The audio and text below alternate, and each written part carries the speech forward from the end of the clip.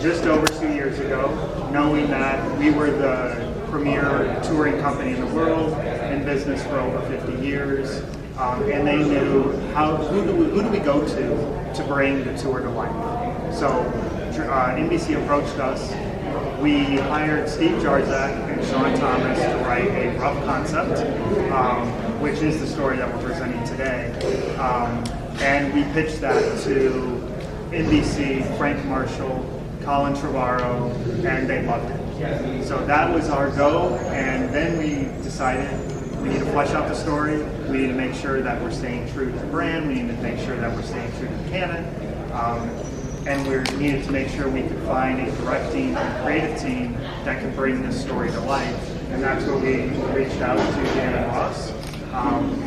They worked on the Olympics. They worked on multiple small immersive experiences. They really big projects, little projects, and everything in between. And we knew they were the perfect fit. So with that, and so we came on board probably about 2 years ago, roughly, and we then started to think about how we were going to turn this into a live experience. And I think the key thing for us was, how do we translate what everyone is used to seeing on a cinema screen into something that still has all of those same action beats and all of that same thrills and spills and that like mix of nostalgia for fans, existing fans of the Jurassic Park and Jurassic World series, but also give people new and exciting additions as well, so that kind of finding that perfect balance to excite and delight everyone. And so what we've got is a new and original and authentic story.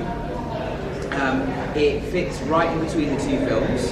So we start on the last day of Jurassic World, so essentially just before the I-Rex hits, and we play out the end of the island, the downfall of the island from a different point of view, and then we pick up 3 months later, and that's where we follow our characters. And so our hero characters are a group of scientists who are working on emotional responses with the dinosaurs. So they've created this piece of technology called a dino decoder, which allows them to translate dinosaur emotions into human language, so they can get a real understanding of their feelings. And we've been lucky enough to add a new dinosaur into the brand. So we've got a Troodon. She's called Genie. Troodons are supposed to be the most intellectual dinosaur that existed, and so Genie, short for genius, and that's the one that Kate and all our heroes have been working with and using the Dino Decoder to discover more about dinosaur emotions. But then our hero characters foil a plot from some evil mercenary soldiers who want to use their technology, the Dino Decoder, for evil purposes. So the kind of story arc of our show takes us back to Isla and sees them kind of fighting this evil force. So that's where we are in that story. There's a lot more detail to it, but in terms of like a brushstroke. Nice overview. Yeah. That's where we are. So we're going to have 7 species of dinosaurs, like we said, introducing the Troodon. We have fan favorites, Blue, we have the I-Rex, we have Raptors, T-Rex. And overall we'll have 24 dinosaurs within the show. And it's really capturing the awe, the wonder, the thrill. But then when we met with Steven Spielberg, he commented on make sure you also capture the humor. And that's one of the things that working with our writers, Steve and Sean, we feel that we really captured that. And there's a good balance of bringing people up on the edge of their seats and then giving that moment to sit and relax for a moment with a little levity, and then bringing them up again and really continue to build the suspense as the show goes on. We've been really keen to kind of ensure that we take our audiences on a really cool journey. So like Chris says, they go through the awe and wonder moments, the huge spectacles of seeing, the Stegosaurus, the Triceratops, the T-Rex. There's like moments of thrill and like fear. There's huge moments of comedy and action and adventure. So I think we capture like a real a real varied and emotional journey throughout the whole show.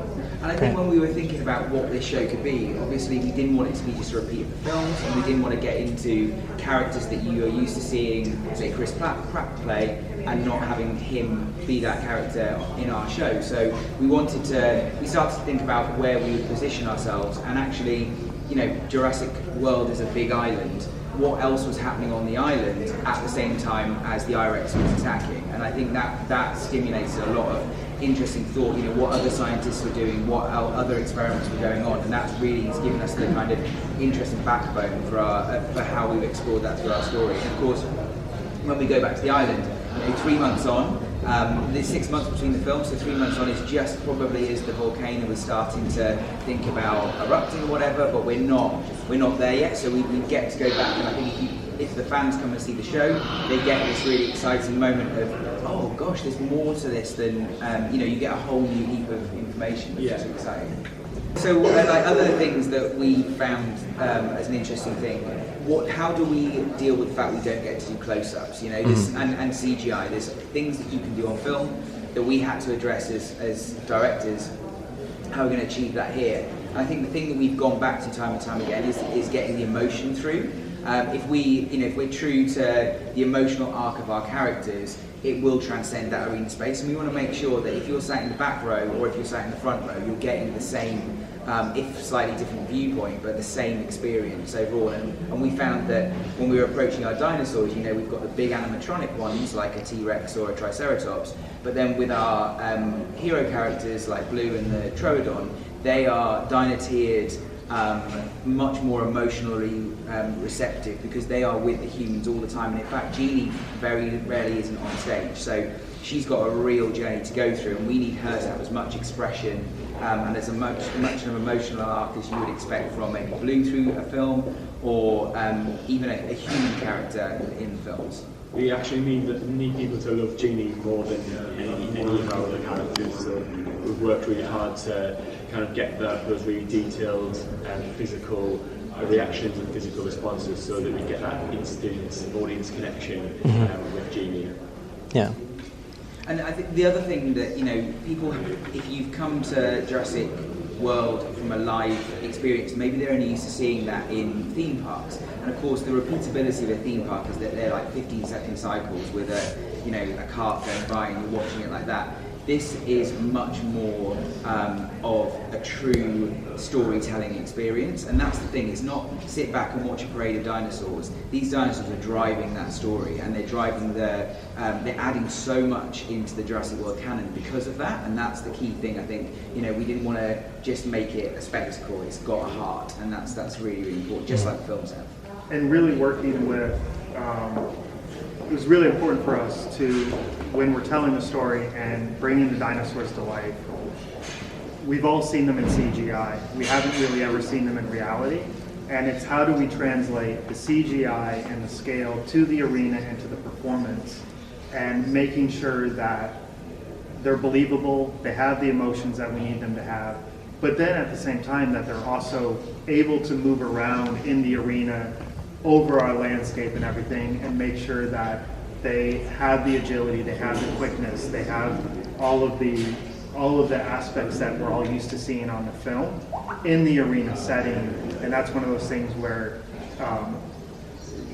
just taking them, and as we're creating them, making them as believable and as working possible. with the filmmakers to take their actual CGI models and scale them up to something that's real. Is amazing. And when we were with Stephen, he was saying that he always wished for Jurassic Park that he was able to build a full-scale T-Rex, which never happened.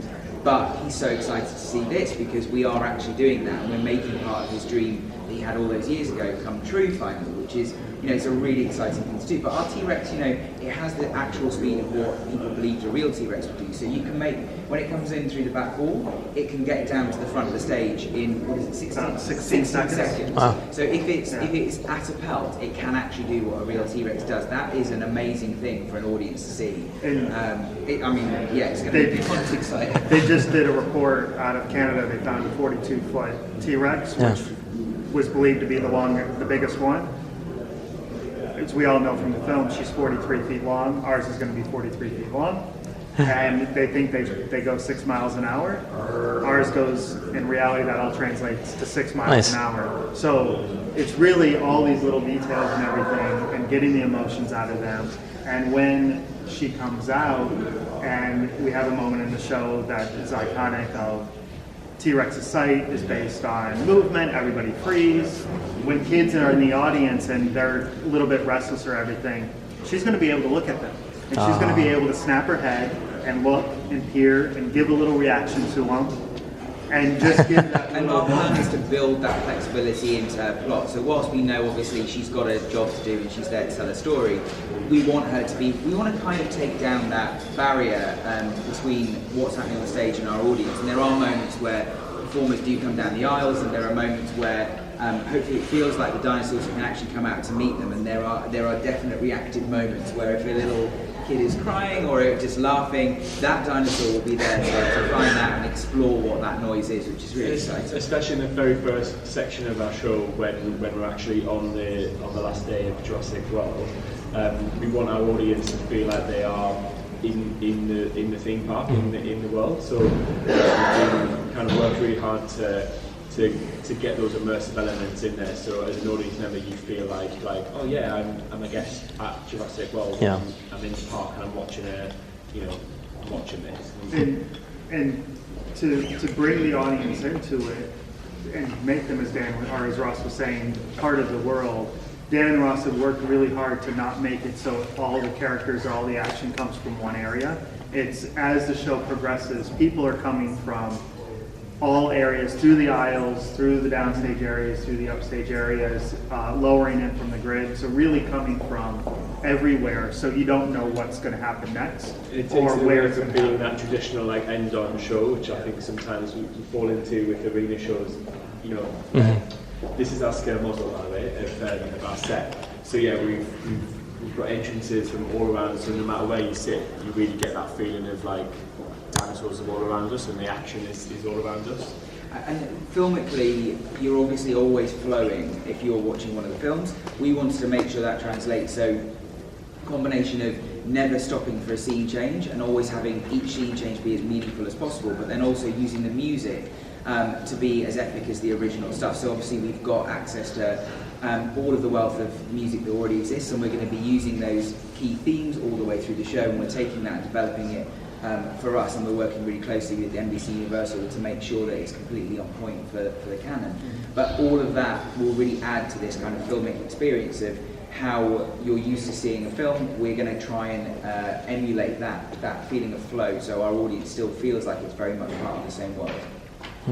But what we would say is that obviously we've been working on this for 2 years, and part of that reason is that Feld and we wanted to make sure that it was absolutely right. And so pushing the boundaries of where the technology has been before, learning from other people's mistakes and making sure that we're bettering ourselves, because like we say, they're not just parading characters, they are actual storytellers, and that's the difference, I think, from our point of view.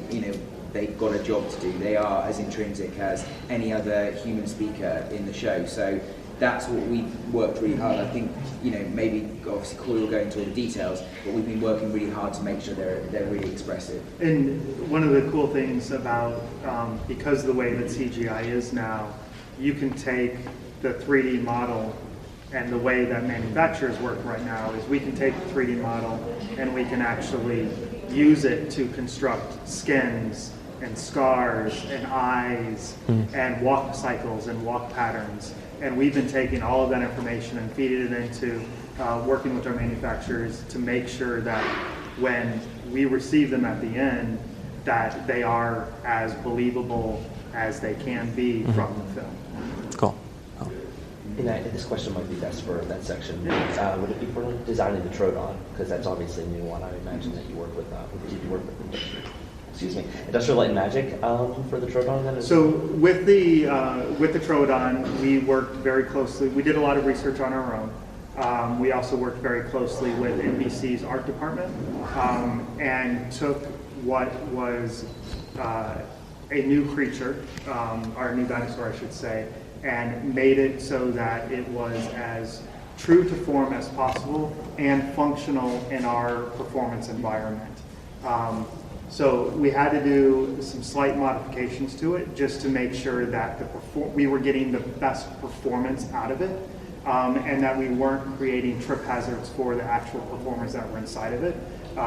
So kind of working together as a team, going back and forth, it probably took us 3-4 months to really create the best version of her that we could have. Okay. And when you see her later, she's much slighter than a raptor. So, that's an interesting thing from a Dinosaur's point of view, because inside there you get a lot less space. There's a lot more practical consideration in that. And plus we want to make sure that she is our most expressive character. And that being like a bit slighter and a bit it helps her become more endearing. She's less physically aggressive than a raptor or anything like that, so she feels warm to her. The warm part is probably one of the greatest things about her, is that even though she is a predator, she doesn't feel like a predator. A raptor, we've all seen them, they have the big claws, they have the big teeth and all of that kind of stuff, and they have that predatory feeling to them.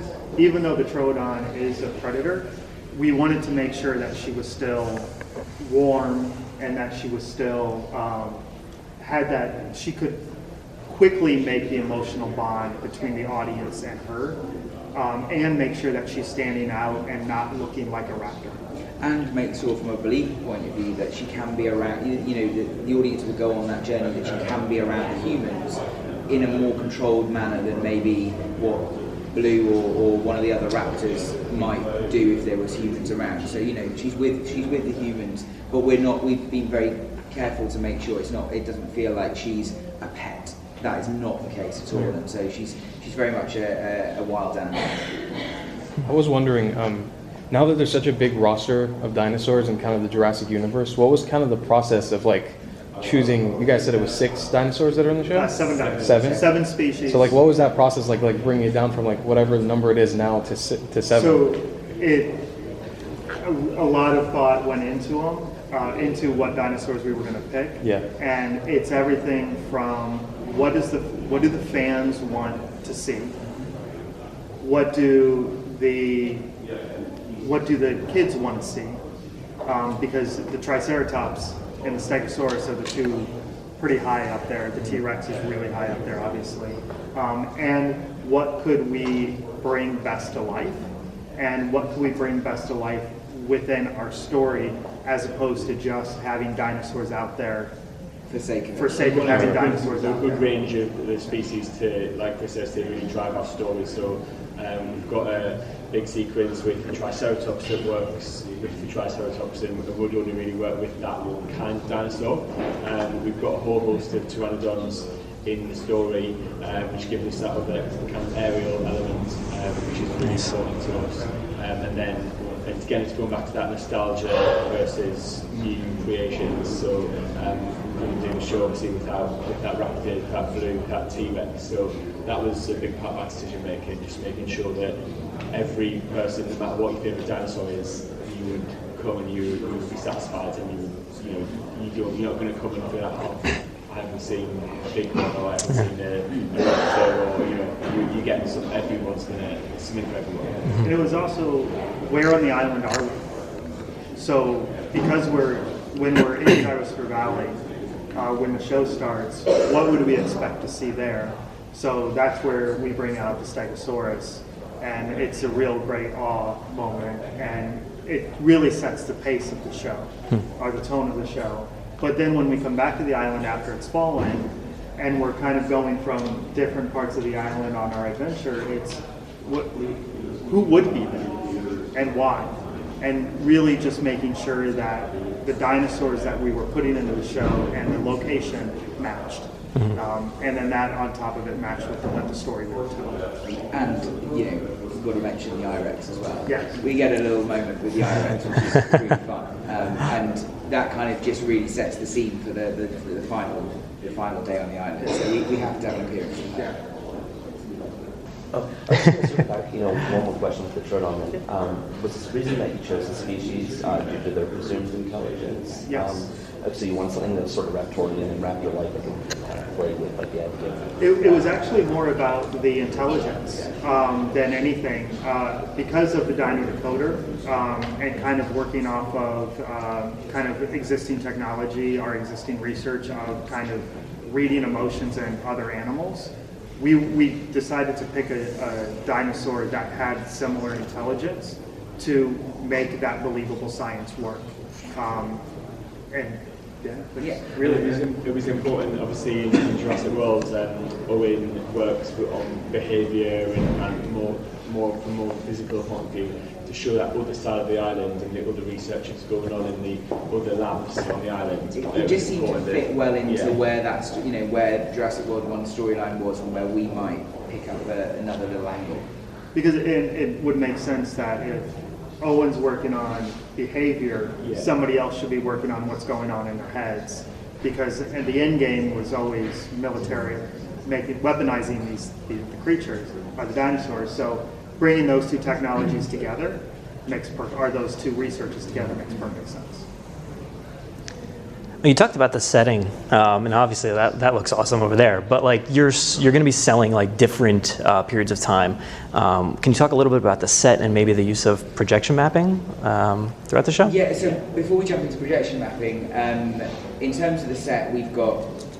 We'll just going on to describe it. Yeah, it's easy to do that. This is our full arena floor. So all our seating is obviously banked around the side in any normal arena. We've got, in a new addition in terms of seating, all of these areas here are actual on-floor seating. So if you're lucky enough to purchase one of those tickets, it means that you're right there, almost in front of the barrier, your traditional barrier line that you get from an arena, and you're really immersed in it. But obviously, like we were saying earlier, everyone who comes will get their own experience, so it shouldn't feel like these are any better than a seat back here. We're using the full floor, so it means that the dinosaurs and action can get everywhere. Obviously, we need a large amount of storage for the bigger dinosaurs, so we are naturally using a backstage area behind what is currently a black drape, but that will be a huge projection surface that allows us to transition in filmic ways between all these different settings. And we've then got our physical, we call these the tree sliders, and they move left and right and allow us to kind of wipe filmically between different settings. Yeah. You've obviously got all your favourite iconic, not just in people and in terms of dinosaurs, but you've got your Jeep, you've got a gyrosphere, and I know these guys will talk about that, other guys will talk about that later, but bringing the gyrosphere actually to life has been an amazing thing, and it's actually in the corner.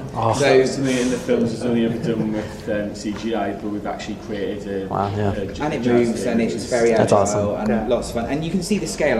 This is complete scale of that. So that's amazing. Half-inch scale. So that's a mass. You can see how it's going to scale up massively. Settings kind of range from being on Isla Nublar and also in a military tactical training ground in Chile in the Atacama Desert. So we wanted something that was believable for both of those worlds, and I think this, what we've achieved is works both ways. In terms of projection, we obviously use that heavily on the back wall to change all these different environments. We don't have projection mapping on the floor. We didn't feel like that was a needed addition with the amount of stuff that we had going on. So everything is highly focused on using our back wall as a scene setter, essentially. But there's so much in terms of, this is obviously just one scene, but there's so much in terms of physical props that we continue bringing in and out, and obviously having enough space for the larger dinosaurs to make their turns and do these big action sequences. We didn't want to fill it with stuff for the sake of it. Yeah. We're really excited. We can't wait to I'm excited to see how it transforms. There's a lot. I mean, I'm really surprised about how comprehensive the plot is. Like, I'm actually quite excited about the direction. We could go. Give us an hour and we'll take you to the detail. It's really, really detailed. It's exciting, and it does genuinely fit into the canon. So it feels like if you don't come and see the show, you're not going to miss it. If you come, you get this whole other level of excitement, which just feels like it's got the same detail as a film. We're also aware that some families, some of the younger children, maybe this live arena show might be their first introduction to the franchise. So if you hadn't seen any of the films, it does obviously stand alone as a story. You're obviously going to get more from it if you're familiar with everything, but you won't be alienated if you just came to see this show and had no other. And I think the films are a good guide. If you're a family that enjoys the films, you're going to enjoy this. If you're a family that allows whichever age range of kids you have and all that kind of stuff, using the films is a good benchmark of the kind of the levels of emotion and thrill that is going to be in the show. An age that would be appropriate. Because one of the things that we don't want to say, attach an age to it, because I know I was watching certain films when I was 8 and 9, but I wasn't watching other PG-13 films at that same age. So it's really up to the parents to really decide what is most appropriate for their kids, given what they know about the brand itself. Yeah, that makes sense. I was wondering that because people were reaching out and saying like, oh, what's the age range, or is my kid going to be afraid? It depends on the movies. The movies are the best guide. Yeah. We want to have the excitement in there. We don't want to kind of be too tame that it just becomes a really watered down version of what you'd expect from a Jurassic franchise. Excitement. It is a real family show, so it's not, obviously we haven't just targeted it at children. It's appropriate for children, but it's also, if you just come as an adult or a group of friends, you're still going to get a lot from it. It's not going to, like Dan said, it's not a watered down version. It's something that's it really stands true to the canon. And really capturing on what Steven Spielberg is really known for is the suspense, the awe, the terror, and what is going to happen next. There's implied action, there's physical action. One thing that we as directors really took away from the films is that sense of anticipation, and the things that you don't see are almost scarier than the things that you do. So obviously we do get the payoff of the T-Rex at the end of the show, which we couldn't do a show without that, but we trail the T-Rex throughout, so you're hearing a footstep, you're hearing the roars in the background, so you constantly got that sense of of anticipation. Yeah. So in terms of the actors and stuff like that, what were you looking for in terms of I guess from these actors, something with stunts and to project? We expect a lot from the performers. Because there is, as much as they are performing, a dialogue-based scene, they are also stunt performers, And so actually what we decided to do was do a voice script, which is already pre-recorded and locked in, which gives us more freedom with the performers we can choose, so that they can do all of the stunts and the action moments that we need them to do, and it means that we're getting the audience are getting the same show every time. So from our point of view, no one's actually delivering live dialogue, but they are delivering live performance. And you're going to see fighting, action, stunt sequences, high falls, motorcycle sequences. Oh, nice. You name it, flamethrowers, explosions. People being eaten. Nice. Lots of explosions in the end. That's good. On that note, should we go to the behind the scenes?